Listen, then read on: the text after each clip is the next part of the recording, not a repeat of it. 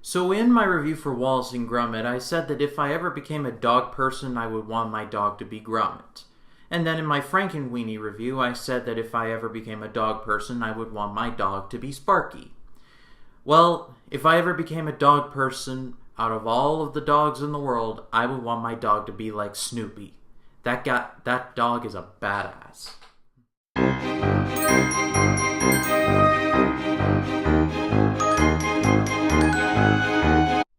Hello everyone, my name is Ryan Cam, and welcome to the final installment of my Halloween-themed series of reviews.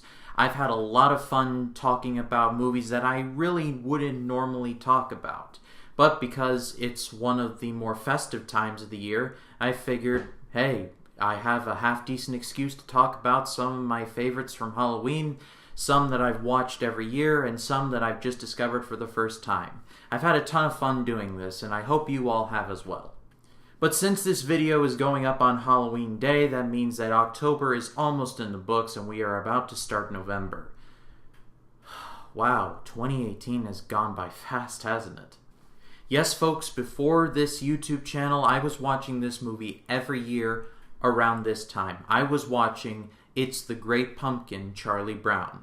This movie was based off of the cartoon series by Charles Schulz, and I have been watching Peanuts for as long as I can remember. These are some of the Peanuts books that that were given to me by my grandmother because I love these characters so much. They were originally hers, and then my father's, and then mine. I'm not going to name them all, so I'm just going to show them off to you really quickly and then get along with it. This is one of my personal favorites right there, Snoopy's Philosophy. You're the greatest. That was backwards. Charlie Brown and Snoopy. That picture's awesome. It's for you, Snoopy. Who do you think you are, Charlie Brown? And Have It Your Way, Charlie Brown. I also bought the Peanuts Holiday Collection. I'll show this a little closer. On Blu-ray. This was incredibly cheap in my local game store. So I love the Peanuts. I've been watching these characters more than any other characters, more than Batman, more than any of them. And I was afraid that looking at this special in an analytical sense, I was going to notice some things.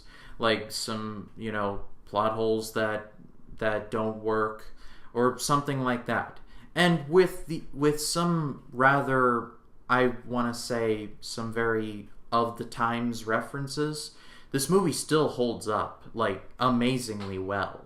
There's a lot of plot threads going on in this special, but the basic story goes is that Linus is going to be waiting in the pumpkin patch for the Great Pumpkin. He says that when the Great Pumpkin comes, he's going to bring toys for all the good little boys and girls. And Lucy, because she is a horrible person, says that Linus is basically full of crap and that he's going to miss tricks or treats in order to wait on basically nothing. But Sally, Charlie Brown's younger sister, decides to stay and wait for the Great Pumpkin. And Snoopy, Charlie Brown's dog, is focused on capturing and taking down the Red Baron in his sock with camel. Again, I'm going to sound like a broken record, but the animation in this movie was great. It's clearly hand-drawn animation, and if you're an animation freak like myself, you can notice these things like where something is drawn, where something's colored in, and so on and so forth.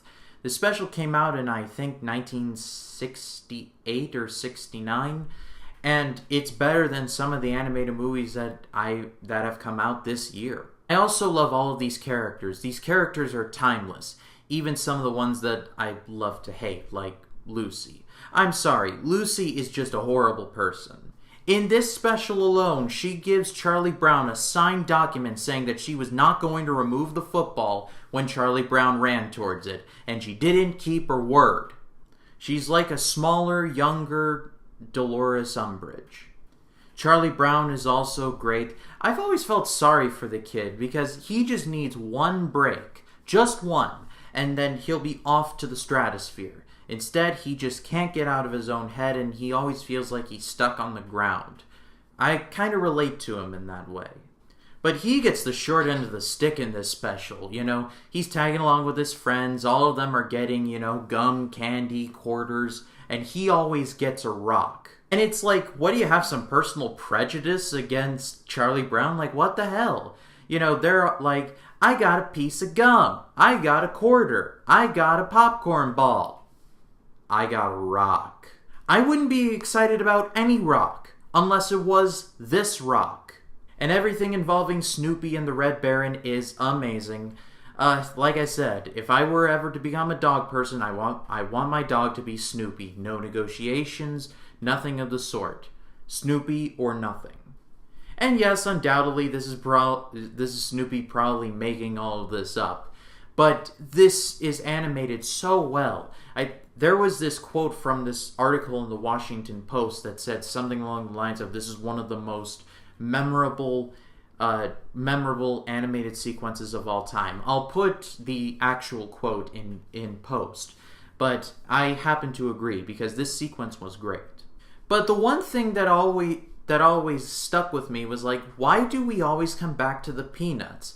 I mean, the characters are not exactly groundbreaking. You're not going to walk out of this thinking to yourself, oh, I've just been enlightened. There's no deeper meaning behind it, so why do we come back? Kind of similar to Coraline or The Nightmare Before Christmas. This movie is simple because it's simple in its message. And it doesn't go beyond what it needs to be. It's just a simple little kid's special.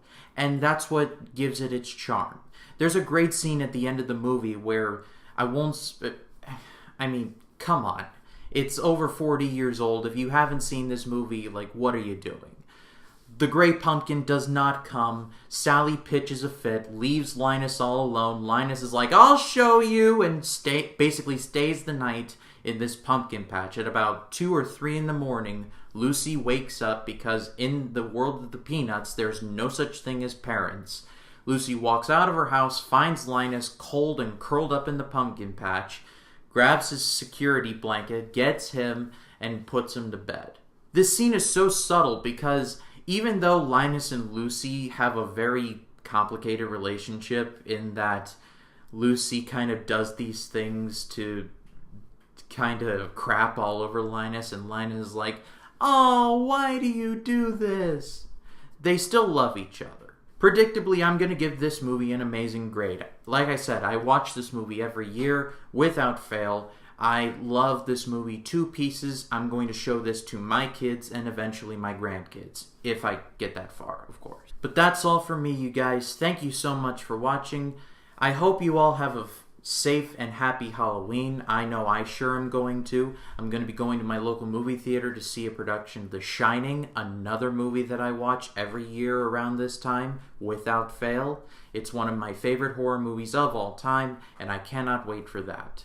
And I hope you enjoyed this series of reviews. This is something I want to continue next year, and hopefully I'll be able to provide that for you. If you like this video, please be sure to leave a like. And if you have any special Peanuts memories, leave your thoughts in the comment section below. I do read the comments, so let me know what you think. My name is Ryan Cam, and I'll see you in the next one.